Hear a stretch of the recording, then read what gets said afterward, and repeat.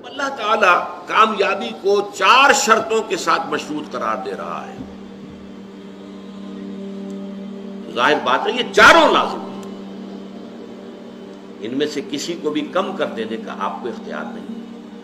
یہ اللہ کا کلام ہے، اس میں شاعری نہیں ہے، اس میں کوئی قافیے اور ردیف کی رعایت سے کوئی الفاظ بڑھا نہیں دیے گئے، اس میں کوئی مبالغہ نہیں ہے، یہ تو ایک ایک حرف اپنی جگہ پر اٹل ہے۔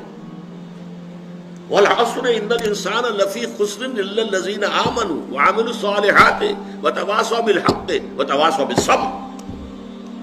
یہ چاروں چیزیں لازم ہیں۔ اس کو یوں سمجھیے کہ اگر کوئی معالج آپ کا، آپ گئے ہیں، آپ نے نبض دکھائی ہے، یہ جو بھی اپنا تشخیص ہوئی ہے، اب نسخہ لکھا گیا ہے، اس میں 4 دوائیں لکھ دی گئی، آپ نے اس میں سے اپنی مرضی سے 3 ختم کر دی یا 2 ختم کر دی یا 1 بھی ختم کر دی فرض کیجئے، تو اب یہ نسخہ اس ڈاکٹر کا نہیں رہا، یہ اب آپ کا نسخہ ہے۔ آپ کو معلوم ہے نسخوں میں یہ ہوتا ہے کہ ایک دوا کے کوئی سائیڈ ایفیکٹس ہیں جو خراب ہیں، اس کے کچھ سمی اثرات ہیں، زہریلے اثرات ہیں، تو دوسری شے شامل کی جاتی کریکٹیو کی حیثیت سے کہ اس کا ازالہ ہو جائے۔ آپ نے وہ کریکٹیو نکال دیا تو مارے گئے نا، وہ نسخہ شفا نہیں رہے گا، وہ نسخہ ہلاکت بن جائے گا۔ آپ اس میں سے کسی بھی شے کو ساقط کرنے کا حق نہیں رکھتے، بلکہ اس کے اندر تباہی اور بربادی آ جائے۔ یہ بات کیوں میں اس ایمفیسس کے ساتھ کہہ رہا ہوں؟ آپ اگر جائزہ لیں گے تو معلوم ہوگا کہ ہماری عظیم اکثریت محض ایمان کی بنیاد پر کامیابی اور نجات اور فوز و فلاح کی 100% امیدوار بن کر بیٹھی ہوئی، اور ایمان بھی صرف زبانی کلامی ایمان، اور اگر عمل صالح کو تھوڑا بہت ہو گیا، نماز روزہ ہو گیا تو کیا کہنے صاحب، اس کے بعد تو ظاہر بات ہے کہ کوئی سوال ہی پیدا نہیں ہوتا کہ ہمارا کئی معاملہ جو ہے ناکامی کا ہو جائے۔ تواصی بالحق اور تواصی بالصبر تک تو کسی کے پہنچنے کا سوال ہی نہیں، ہمارے ذہنوں سے خارج ہے۔ یہ بھلائی کی تبلیغ کرنا یہ مولویوں کا کام ہے، ہمارا کام تو نہیں، یہ ہمارے تصورات ہیں۔ ان تصورات کو توڑ پھوڑ کر صحیح دینی تصور کو واضح کرنے کے لیے سورۃ العصر جو ہے اس پر غور و فکر اور تدبر۔ یاد کیجئے جو میں نے پچھلی نشست میں آپ کو اقوال سنائے تھے امام شافعی کے، لو تدبر الناس هذه السورۃ لوسعت، اگر لوگ صرف اس ایک سورت کے اوپر تدبر کریں تو یہ ان کے لیے کافی ہو جائے گی۔ لو لم ينزل من القرآن سواها لكفت الناس، اگر قرآن میں سوائے اس ایک سورت کے اور کچھ نازل نہ ہوتا تو یہ بھی انسانوں کے لیے کافی تھی۔ تو پہلی بات یہ کہ یہاں پر کامیابی اور ناکامی کا ایک معیار ہمارے سامنے آ رہا ہے، کاش کہ یہ ہمارے دلوں میں کھد جائے، جیسے کہتے ہیں کہ نقش فی الحجر، پتھر میں جیسے کوئی چیز جو ہے کھود دی جائے، ایسے ہمارے دلوں میں یہ حقیقت کھد جائے۔ کامیابی ان چیزوں سے ہے، ایمان، عمل صالح، تواصی بالحق، تواصی بالصبر۔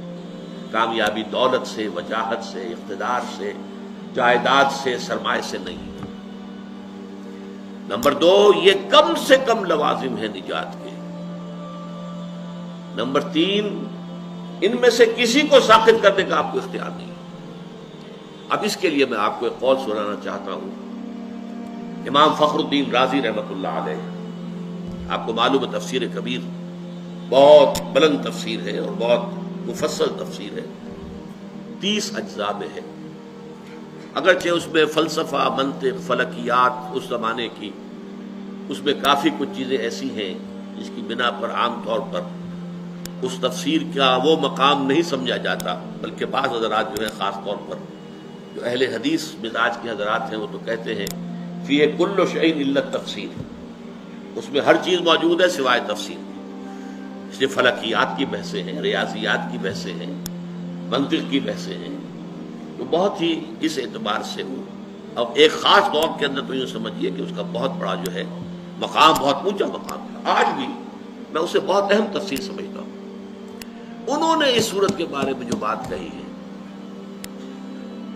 هذه الآیہ، اس تیسری آیت کے بارے میں کہتے ہیں، علم ان هذه الآیہ فیها وعید شدید، اس آیت میں بڑی شدید وعید اللہ تعالیٰ کی طرف سے آئی ہے، بأن اللہ تعالی حکم بالخسار، علی جمیع الناس، اس لیے کہ اللہ تعالیٰ نے تو خسارے کا، بربادی کا، تباہی کا فیصلہ کر دیا تمام انسانوں کے لیے. الا من کان آتیا بہذہ الاشیاء الاربعۃ، سوائے اس کے کہ جو ان 4 شرطوں کو پورا کرنے والا ہو. وہی الایمان، وہ 4 شرطیں کیا ہیں؟ نمبر 1 ایمان، والعمل الصالح، اور عمل صالح، والتواصی بالحق، اور تواصی بالحق، والتواصی بالصبر، اور تواصی بالصبر. وَدَلَّ ذَلِكَ، یہ ہے جملہ جو ہے دل ذالک، اس سے دلالت ہوئی اس بات کی طرف، رہنمائی ہوئی اس بات کی طرف، ان النجات معلقۃ بمجموع هذه الاشیاء، کہ نجات معلق ہے، منحصر ہے ان 4 چیزوں کے مجموعے پر. یہ ہے نتیجہ. منطقی اعتبار سے اس جملے سے یہ نتیجہ نکلتا ہے، صحیح نکلتا ہے، 100% درست ہے. اسی نجات کے لفظ کو جو میں نے لیا ہے، جو اس قول میں ہے امام راضی کے، نجات کی راہ، سورۃ العصر کے موضوع پر جو میری کتاب ہے، اور میں مشورہ دوں گا جن کو بھی دلچسپی سورہ مبارکہ سے ہو گئی ہو وہ ضرور اس کتاب کا مطالعہ کریں. اس میں ایک تحریر بھی میری شامل ہے، ایک تقریر شامل ہے. ظاہر بات ہے کہ میں ان نشستوں میں تو ان تفاصیل میں جا نہیں سکتا، اور یہ کہ میری تحریر جو اس میں شامل ہے وہ آج سے 35 برس قبل کی ہے، 36 برس قبل کی ہے. تو ظاہر بات ہے کہ اب اس وقت جو بھی جوش و خروش تھا وہ اب تو نہیں ہے، لیکن یہ کہ جن حضرات کو بھی دلچسپی ہو ضرور اس کتاب کا مطالعہ کریں. نجات کی راہ، سورۃ العصر کی روشنی.